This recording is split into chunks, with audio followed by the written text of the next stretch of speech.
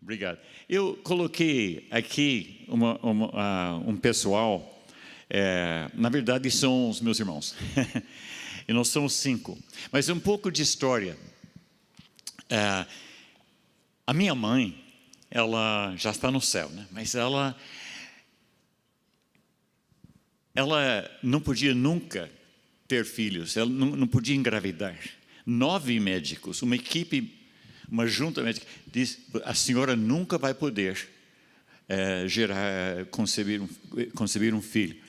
E explicaram por quê. Quando ela é gêmea, quando estava no ventre da mãe dela, a sua irmãzinha gêmea tomou uma certa posição dentro do ventre que machucou a minha mãe, que fez com que ela nunca poderia ter filhos. E os médicos falaram: a senhora tem mais de um motivo, mais de uma razão, aliás, nunca vai poder ter. Então pega uma criança para criar, adota uma criança. A minha mãe não se deixou por satisfeita, ela se fechou no quarto e começou a orar. Interessante, ela orou, mas ela ainda não tinha entregado a vida a Jesus. O pai dela era pastor. Mas sabe que filho de pastor nem necessariamente é nascido de novo. Quando sabe que Deus não tem netos, Ele só tem filhos. E a minha mãe clamou ao Senhor: Senhor, se tu me dás um filho, eu crio ele e devolvo para ti. 10 meses depois eu nasci. E depois de mim toda essa turma aí. Amém.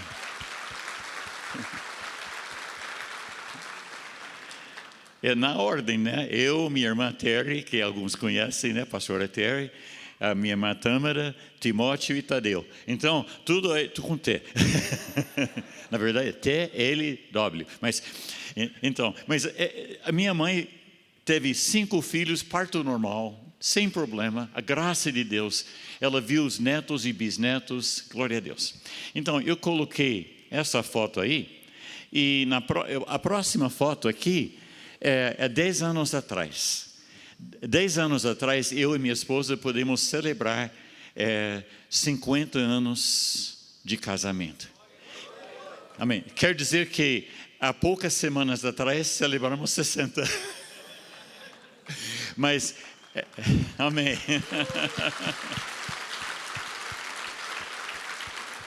Então, essa turma já cresceu. Depois deste dia, tem mais 17 membros da família.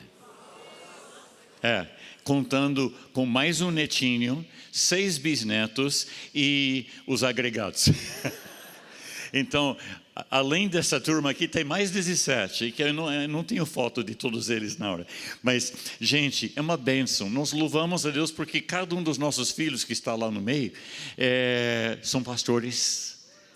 Deus levantou no ministério. E seus filhos, alguns dos nossos netos, uns 3 pelo menos deles também são pastores, ungidos por Deus. E a gente louva a Deus. Como sabe que é essa mão de Deus que faz isso? Isso é a obra do Senhor. Eu e minha esposa agradecemos um monte pela graça do Senhor sobre a nossa vida. Começamos só 2, eu e ela, né? E Jesus, né? E Ele foi abençoando, multiplicando, e sabemos que tem mais. Diga comigo, tem mais. Então, eu queria falar hoje, essa noite, na primeira sessão, sobre a família sendo presente de Deus. Diga comigo, família presente de Deus. O Thomas Kinkade, que é um pintor famoso, cristão, né?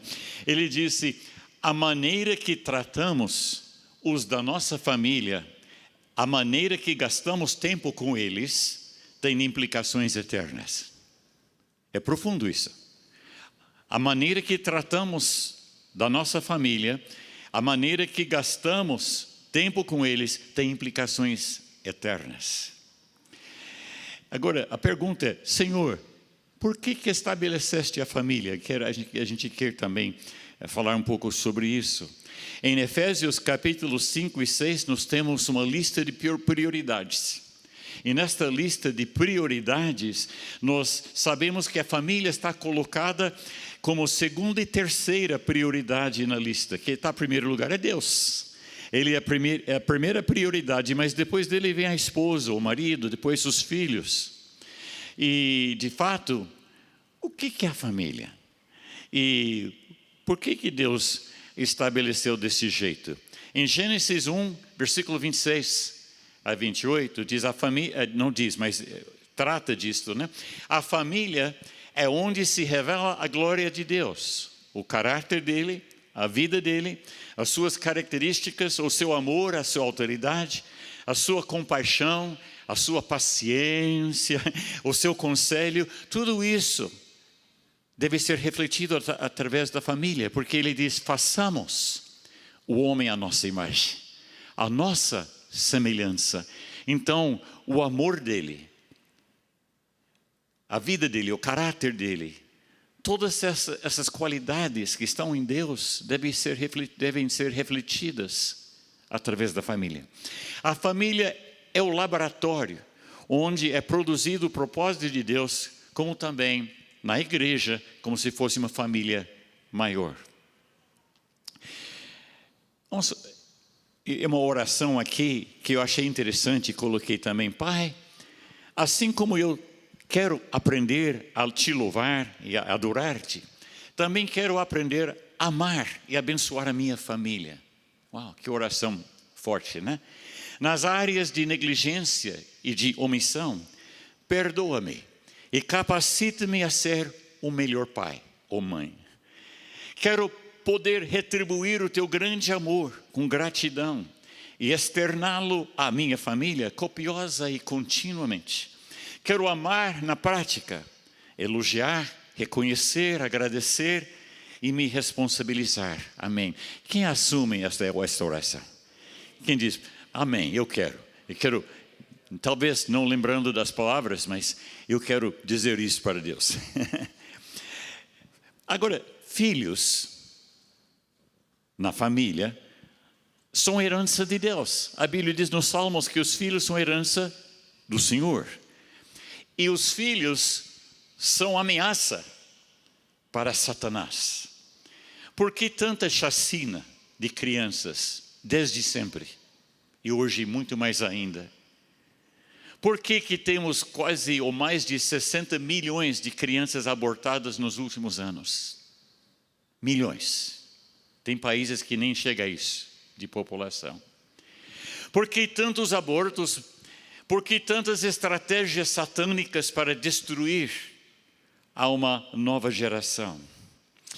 As crianças constituem uma ameaça a Satanás. Em Salmo 127, versículo 3 a 5, eis que os filhos são herança da parte do Senhor, e o fruto do ventre o seu galardão.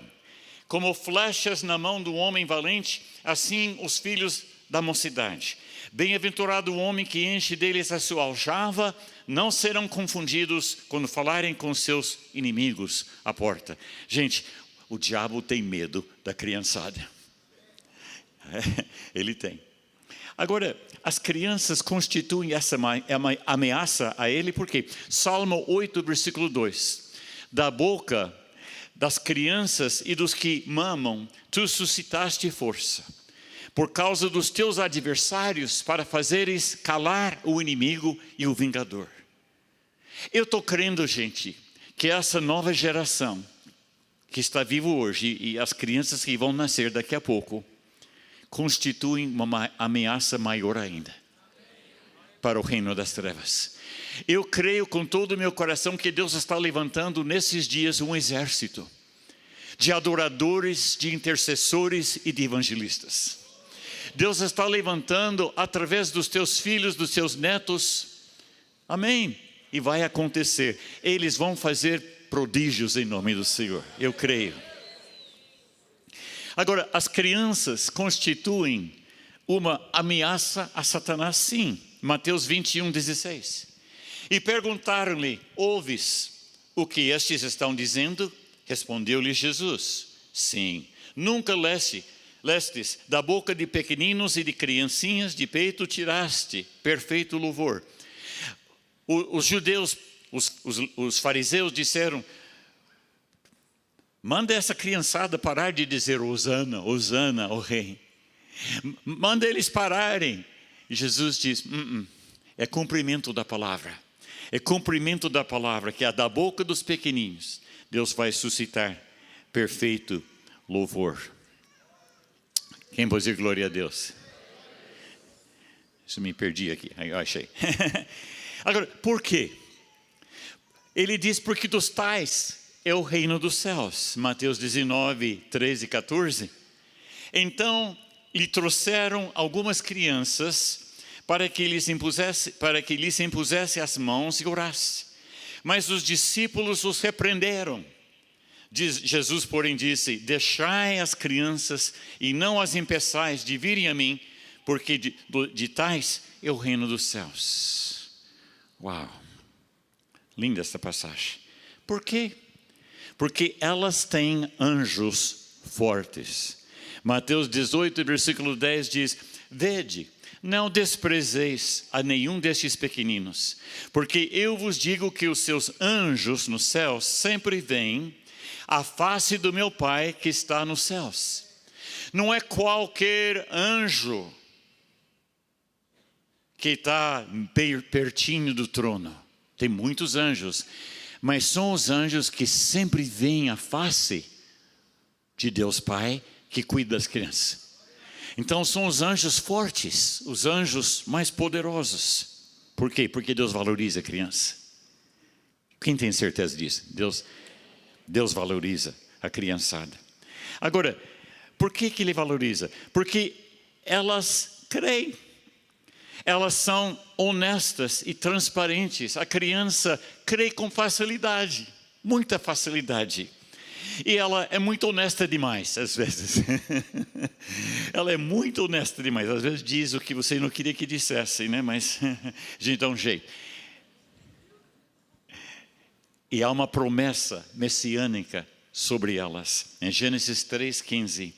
Porém, inimizade entre ti e a mulher, e entre a tua descendência e a sua descendência. E esta te ferirá a cabeça, e tu lhe ferirás o calcanhar. Essa promessa feita para o primeiro casal, a primeira família, da parte do Senhor, está dizendo, vai chegar a hora que vai nascer uma criança. E essa criança vai ferir a cabeça da serpente. Uau! Agora, o diabo ficou feliz com isso, né? Claro que não. Ele viu que o seu tempo estava encurtando. Então,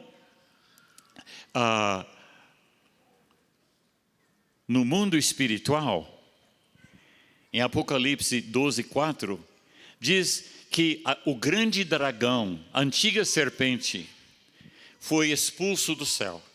E a sua cauda levava após si a terça parte das estrelas do céu e lançou-as sobre a terra. E o dragão parou diante da mulher que estava para dar à luz, para que, dando ela à luz, devorasse o filho. O diabo odeia criança, porque ele sabe que um dia vai chegar uma criança que vai acabar com ele.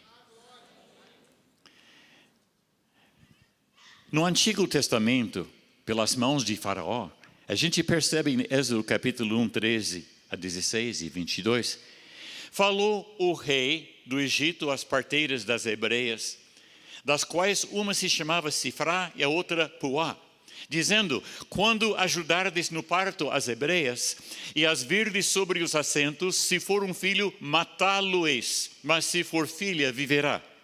Então ordenou Faraó a todo o seu povo, dizendo, a todos os filhos que nascerem lançareis no rio, mas a todas as filhas guardareis com vida.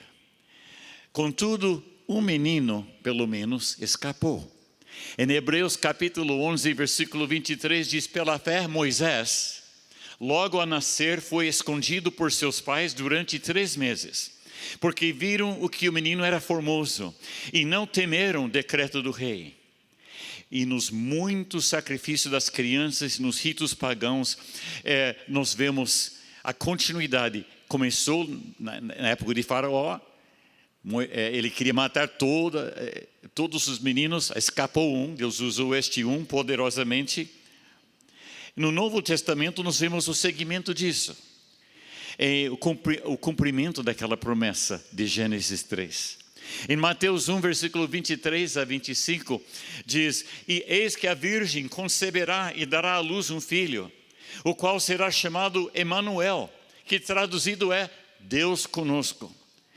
E José, tendo despertado do sono, fez como o anjo lhe ordenara, recebeu sua mulher, e não a conheceu enquanto ela não deu à luz um filho, e pôs-lhe o nome de Jesus. Agora veja, o ataque agora vem pelas mãos de Herodes, do mesmo jeito que Faraó. Agora vem através de Herodes. Mateus 2, de 9 em diante.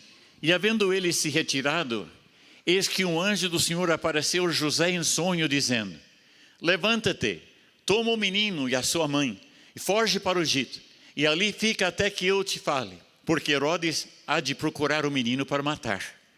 Levantou-se, pois, tomou de noite o menino e sua mãe, e partiu para o Egito, e lá ficou até a morte de Herodes, para que se cumprisse o que fora dito da parte do Senhor pelo profeta: do Egito chamei meu filho. Então Herodes, vendo que fora iludido pelos magos, irou-se grandemente e mandou matar todos os meninos de 2 anos para baixo que havia em Belém, em todos os seus arredores, segundo o tempo de precisão inquirira dos magos.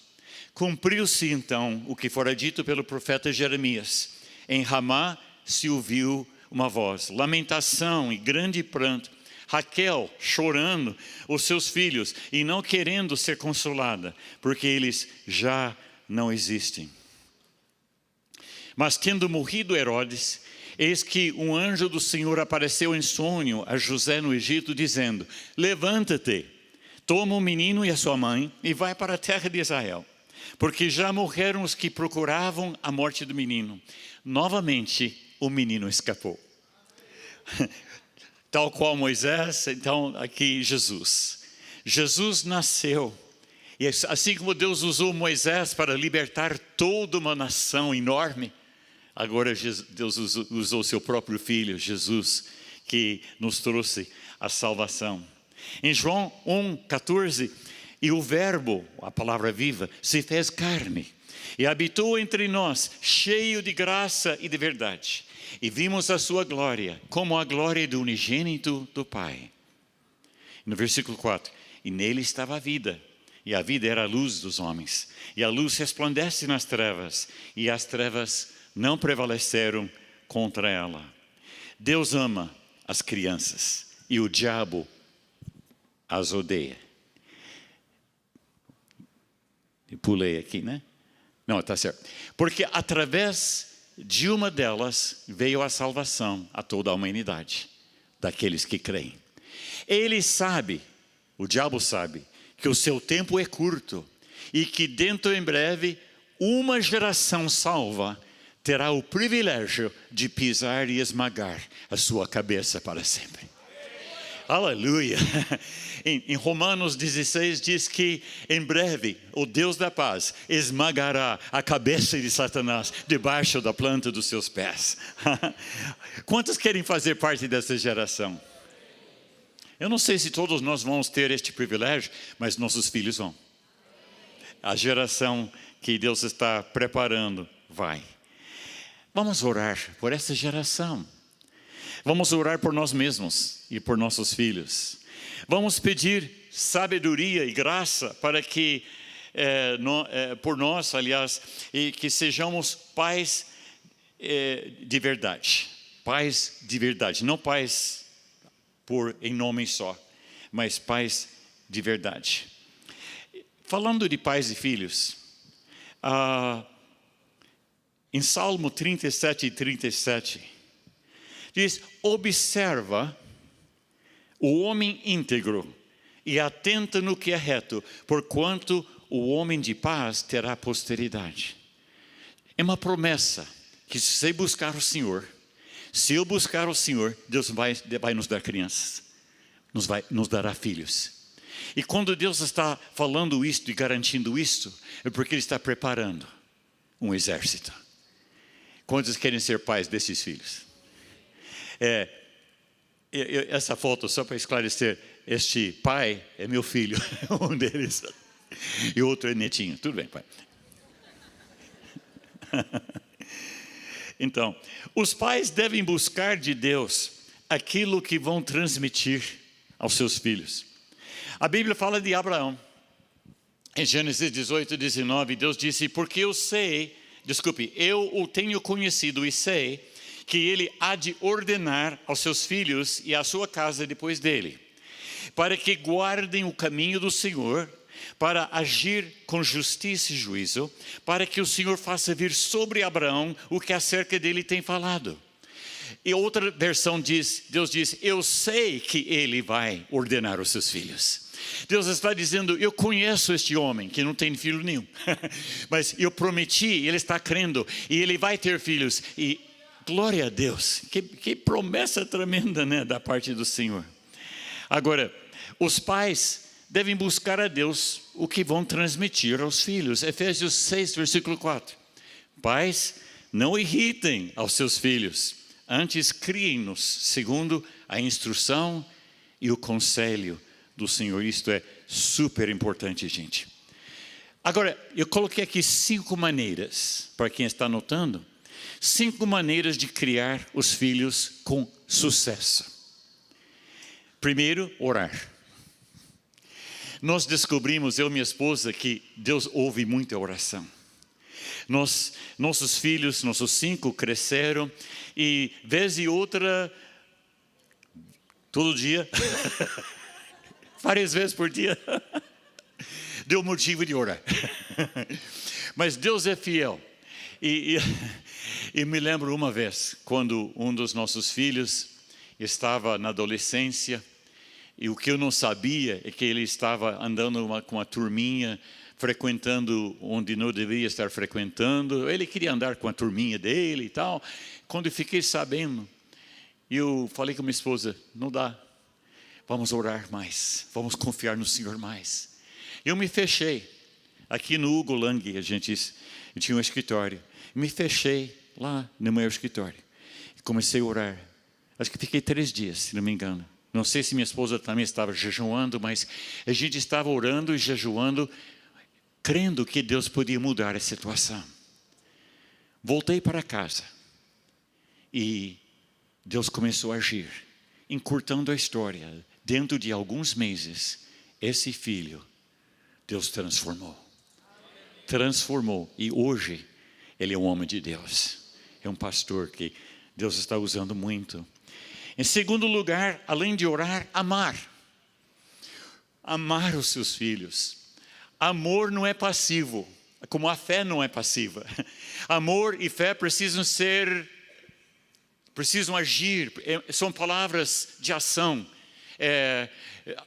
Amor e fé precisam de movimento, de ação. Precisamos amar os nossos filhos, precisamos ensinar. Temos a responsabilidade de ensinar os nossos filhos. Temos a responsabilidade de modelar para eles o reino de Deus. Mas pastor, eu não sou perfeito, eu estou cheio de falhas. Não é o caso, não é questão de ser perfeito. É questão de você dizer, Senhor, que eu seja um espelho, onde o Senhor pode refletir a tua graça através da minha vida. Que os filhos vejam em você a compaixão, o amor, a própria salvação que Deus está fazendo na tua vida, eles possam ver isso. Eu me lembro quantas vezes eu precisei dobrar o joelho e pegar a mão do meu filho ou filha e dizer, filho, perdoa, pai. Eu estava errado ontem, quando eu te corrigi sem saber ao fundo o que era o caso. Eu estava errado, me perdoa. Tem pai que nunca faria isto, mas eu aprendi que é melhor ser autêntico e quebrantado de coração, porque Deus vai usar isso. E os filhos vão ver, opa, papai, ele faz isto, deve ser o modelo que eu devo seguir. E outra coisa, número 5, estar presente. Todo mundo diga comigo, estar presente. Um dia, chegou na minha casa, e eu acho que já falei aqui uma vez, um Fusca, com 3 ou 4 irmãos, amigos meus, e moravam em Apucarana. E eles vieram de Maringá, que dá 1 hora mais ou menos de carro. E eles chegaram à tarde, e eram meus grandes amigos. Irmãos, entrem, entra aqui em casa. Não, o senhor entra aqui no Fusca. Daí eu entrei, não cabia, que já estava lá dentro. Mas eu entrei. E umas 2 horas mais tarde, eu saí, e já estava escurecendo. Eles nem entraram em casa, foram embora. Mas eram meus amigos. E a Bíblia diz que o amigo verdadeiro é como ferro que afia ferro. Eles falaram para mim naquele carro, disseram, pastor Tomás, você está ganhando o mundo para Cristo, está dando das tripas ao coração para evangelizar, para ir nas aldeias, para ir no sítio, na área rural, tem programa de rádio todo dia, tem culto toda noite, está perdendo os seus filhos.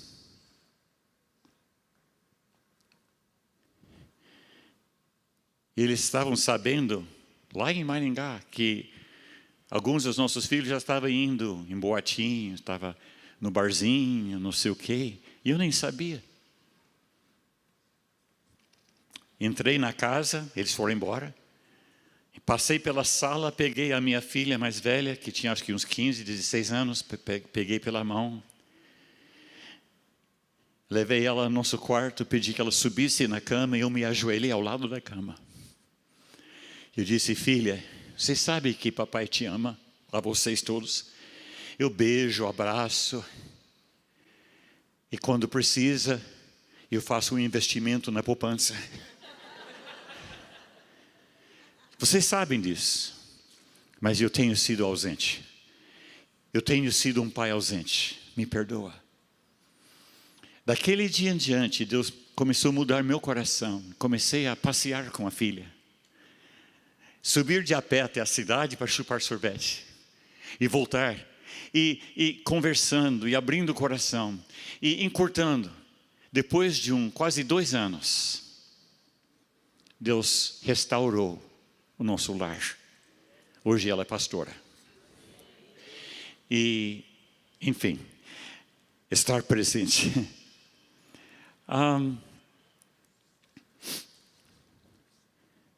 Eu gostaria também de acrescentar algo aqui que não está no slide, mas eu queria dizer para vocês, como nutrir a presença de Deus no lar? Quem gostaria de saber? Então, primeiro, através de louvor contínuo. O lar é onde Deus também deve habitar, ele diz que habita entre os louvores do seu povo. Nosso lar, desde cedo até a noite, tem louvor no fundo. Você vai na sala, tem louvor. Você vai na cozinha, escuta o louvor. Então, é um louvor. e dá um ambiente totalmente diferente. Oração, desde cedo. Louvor, devocional, tudo isso. Eu me lembro quando a gente morava no norte do Paraná. A gente morou 15 anos em Apucarana. E as crianças eram pequenas. E eu me lembro que de manhã, antes da criançada ir para a aula, a gente sentava junto. E a gente orava junto. Cada criança orava, cada filho. E a gente lia a palavra, decorávamos versículos. E cantávamos louvores. E era tremendo, era maravilhoso. Depois andaram para a escola. Muito bom demais, todos os dias, de segunda a sexta. Sábado e domingo, não sei me lembrar, segunda a sexta, porque tinha aula, né? Então, a gente fazia isso. E fazia parte do nosso dia a dia. Nas horas das refeições, a gente orava sempre. Gente, não é uma regra, não é uma lei, tem que orar quando você vai comer, né? Mas é uma coisa tão dentro de mim, porque até diante das crianças a gente fazia e faz. Amém? A gente ora, agradece a Deus. A gente perguntava para as crianças, o que você sentiu de Deus hoje? O que Deus falou com você hoje? Você tem tempo, querido, para falar com seus filhos dessas coisas? Para perguntar essas coisas? A noite de família. Toda semana a gente tinha uma noite de família. Na época era segunda-feira à noite. Então a gente desligava as luzes e brincava de esconde-esconde. É bem espiritual isso. Esconder o diabo, esconder o pecado. Não, a gente brincava de esconde-esconde. A gente brincava de um monte de coisa, até de aqueles joguinhos assim, bíblicos e tudo. Depois a gente se reunia, cantávamos, louvávamos, compartilhávamos, alguma coisa de Deus. Gente, isto marcou a vida das crianças e marcou os pais também. Tempo individual com cada filho para ouvi-los. Às vezes nós temos tempo para ver todo mundo que quer aconselhamento. Nós temos ouvidos para ouvir todo mundo, mas nós não temos ouvidos para ouvir o filho. E quando a gente está junto com o filho, às vezes a gente até fala, mas não ouve. Gente, quantos ouvidos Deus nos deu? E quantas bocas? Faça matemática. Nós temos que ouvir mais. Nós temos que ouvir mais. Tempo individual com cada filho para ouvi-los. As suas experiências. As dúvidas que porventura tenham. As lutas que estão enfrentando. As suas expectativas. Quais são as expectativas dos seus filhos, dos nossos filhos? As suas preocupações. E compartilhar também, depois de ouvir. Compartilhar também com eles as nossas experiências. Sabe, eu tive o privilégio de sentar com os nossos netos em Joinville. A gente morou 7 anos em Joinville. E os nossos netos eram menores. E toda semana tinha uma noite de família com os netos. A gente ia lá na casa da nossa filha, que mora em Joinville. E a gente sentava com os netos e a gente contava aquilo que Deus fazia em nossa vida quando éramos mais novos. Ou a gente passava por histórias daquilo que Deus tem feito. Algo precioso. Compartilhar a palavra com eles. Orar juntos. Fazer do nosso lar um ponto de evangelização para colegas e vizinhos. A minha esposa dizia para os filhos, convida seus colegas para cá. Convida ela, eu vou fazer cachorro quente. E eu vou fazer brownie. Quem gosta de brownie? A minha esposa tem uma receita que... maravilhosa. Então, ela diz para os filhos, traga seus colegas, seus amigos para cá. Coisa que é muito melhor quando estão debaixo do seu teto do que não sei onde. Então, lá em casa, estava feliz da vida, né? E, amém. Vamos voltar. Com certeza, um dos preferidos alvos do inimigo é a desestruturação da família. A família é alvo dos seus ataques porque ela representa valores muito próximos do coração de Deus. Pois foi Deus que criou a família. Aleluia. A família no propósito de Deus. A família foi estabelecida como o primeiro veículo de Deus para estabelecer o seu propósito. A família constitui o contexto para o desenvolvimento de todos os aspectos do propósito de Deus. Uau! Os relacionamentos e comunhão centrados em Deus. Caráter semelhante a Deus. Serviços ordenados por Deus. Reprodução natural e espiritual. Domínio natural e espiritual. Tudo isso vem de Deus e é refletido através da família. É na família que os princípios verdadeiros do relacionamento com Deus e os homens se estabelecem. É na família que caráter verdadeiramente como de Deus será produzido. 2 Timóteo 1,5. É na família que os valores reais serão testados e provados. Quando sabe que a família é laboratório? É através do ministério da família que a família de Deus, a igreja, cresce. E é pela família que se passa um legado de bênção e de propósito. Gente, os pais estão incumbidos de passar uma herança, um legado aos seus filhos, de bênção. Ah, pastor, não tem perigo. Lá na minha casa, de noite, a turma vai para a cama e diz: bênção, pai. Deus te abençoe, meu filho. Não é isso. É o pai ir lá, colocar as mãos e abençoar os filhos. A gente fazia isso em casa. Toda noite, a criançada foi dormir. E a gente ia lá aos pés da cama. E a gente estendia as mãos e orava: Senhor, abençoa este menino, abençoa esta menina. Faz dele, faz dela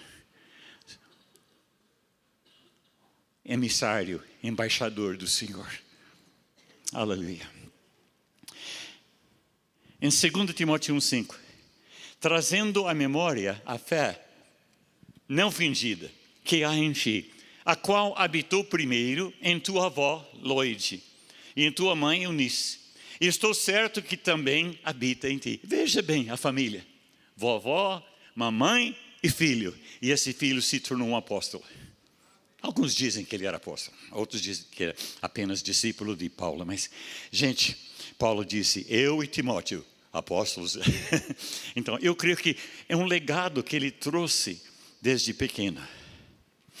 É tremendamente importante, gente, estabelecermos uma aliança entre os membros da nossa família e também entre a nossa família e Deus. Quem está aliançado com Deus? Quem já ligou a sua família nesta aliança? Muito, muito importante. Há muitos séculos atrás, Josué disse, em capítulo 24, versículo 15: se, porém, não lhes agrada servir ao Senhor, escolham hoje a quem irão servir, se aos deuses que os seus antepassados serviram além do Eufrates, ou aos deuses dos amorreus, em cuja terra vocês estão vivendo. Mas eu e a minha família serviremos ao Senhor. Quem pode dizer isso? Eu e minha casa serviremos ao Senhor. Aleluia. Obrigado, Pai. É precioso, aliás, ver uma família se encontrar com Deus. Às vezes vem através de uma família. Quantos de vocês conhecem uma família inteira que foi salva por causa de um membro da família? Nós conhecemos uma família aqui há 40 anos atrás, aqui em Curitiba, que eles não conheciam Jesus. E eles tinham um menino pequeno, nenê, que estava doente, acho que estava desenganado. E trouxeram, era uma célula ainda, não era nem grande a igreja, era no lar, era uma reunião de lar. E foi feita oração, e Deus curou aquele menino. Deus curou aquele menino e a família inteira se entregou a Jesus. Glória a Deus. E nós fomos convidados para fazer parte da cerimônia das bodas de ouro dos pais, que vai se dar agora em julho. É uma família inteira que se entregou ao Senhor. Aleluia. Gente, em Atos 16, versículo 31. Opa, eu pulei aqui. Atos 16, 31 diz: crê no Senhor Jesus Cristo e será salvo tu e a tua casa. Ali tem um moço que era viciado. E, gente, Deus, quanto sabe que Deus é maior que o vício? Ele pode libertar uma pessoa, mas a família vem junto. A família também alcançada. Amado, eu pergunto: como anda a sua família? Hoje, como que anda a sua família? Querido, bem sério, você faz parte da família de Deus? Você está aliançado com Ele? A sua família também está aliançada? Está em aliança com Deus? Quantos de vocês querem ser melhor pai ou mãe e transmitir a presença de Deus no seu lar? Feche seus olhos comigo. Abre seu coração. Abre seu coração, queridos. Oh Deus, oh Deus, oh Deus. Aleluia. Eu queria saber quem está entre nós hoje. Que você diz: pastor, eu me envergonho de mim mesmo, porque eu não tenho sido um bom pai ou mãe. Eu tenho falhado muito, tenho sido delinquente. Mas hoje eu quero mudar. Eu quero que Deus me transforme. Se é possível, e pela palavra parece que é. Porque parece que diz que tudo posso naquele que me fortalece. Eu quero que Deus me transforme para ser um pai exemplar, ou mãe exemplar. Se você está aqui hoje e diz, eu não estou nada satisfeito com a maneira que eu tenho sido papai ou mamãe, e hoje eu quero mudar. Se Deus está falando isso contigo, levanta a mão. Se você não está satisfeito, levanta a mão. Se diz, eu quero mudar. Eu quero mudar. Mantenha a mão levantada. Isso, várias pessoas, são várias. Mantenha a mão levantada. Mantenha a mão levantada. Oh Deus, oh Deus. Oh. Eu vejo a mão do Senhor descendo o seu dedo, tocando nessas mãos e nesses corações. E Ele está dizendo, eu vou desfazer as fortalezas que te impediram até hoje. Eu vou fazer cair por terra e vou demolir as fortalezas que não deixaram você ser papai ou mamãe. Mas hoje, em nome do Senhor, está havendo uma transformação, está havendo uma mudança, está havendo um livramento. Uau! E a Bíblia diz, pode baixar a mão, queridos. A Bíblia diz que Deus, o último versículo do Antigo Testamento, Ele vai fazer voltar o coração dos pais aos filhos e dos filhos para os pais. Então Deus está falando com você, pai e mãe, hoje, porque através do que Ele vai fazer na tua vida, Ele vai fazer nos seus filhos também. Alguns estão aqui dizendo, pastor, mas os meus filhos já são grandes, já saíram de casa, já foram embora. E daí? Quando sabe que Deus não tem problema com geografia. Ele não tem problema com isso, nem logística. Hoje, Ele está estendendo a mão sobre os teus filhos. Não importa onde tenham ido, não importa o que eles se envolveram, Ele está tocando nas suas vidas. Eu declaro em nome do Senhor, estão voltando. Eu declaro em nome do Senhor, eles estão voltando. Eles estão voltando. E não apenas para casa, mas voltando para Deus. Tem três tipos de pessoas que eu sinto que Deus está falando nesta noite. Uma são os pais que estão dizendo, eu não levo jeito. Eu não sou competente. Eu não sou adequado para ser pai ou mãe. É mentira, é uma mentira do diabo que falou, cochichou no teu ouvido, porque não depende da tua capacidade e competência, depende da competência de Deus. Se você está aqui e diz, pastor, ora por mim, porque eu tive este sentimento de inadequação, mas hoje eu aceito o fato que Deus é competente. Deus vai me capacitar. Quem estava com este sentimento de inadequação? Levanta a mão bem rápido. Levanta. Isso. Diga comigo, em nome de Jesus, sou mais do que vencedor. Em nome de Jesus, eu serei um pai ou mãe.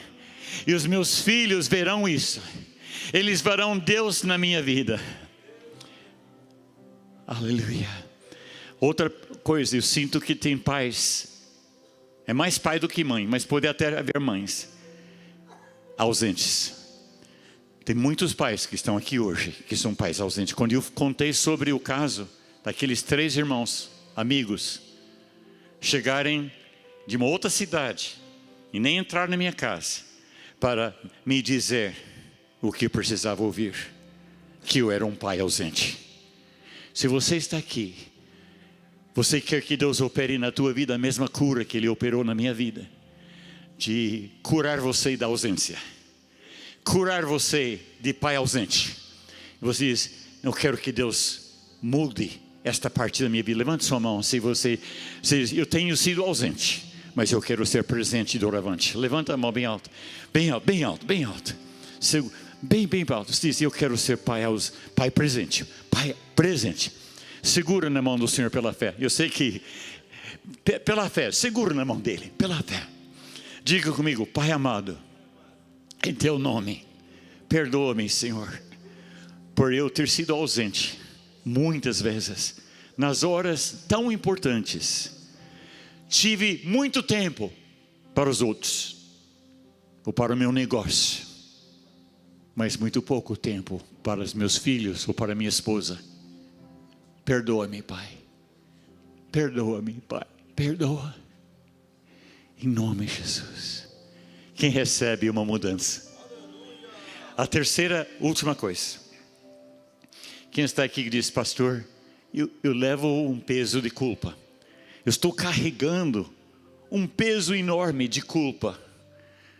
E não importa o que eu faça, a oração que eu faça, quantas vezes eu vou na igreja, quantas vezes eu leio a Bíblia, eu carrego uma culpa por não ter sido um pai melhor até agora.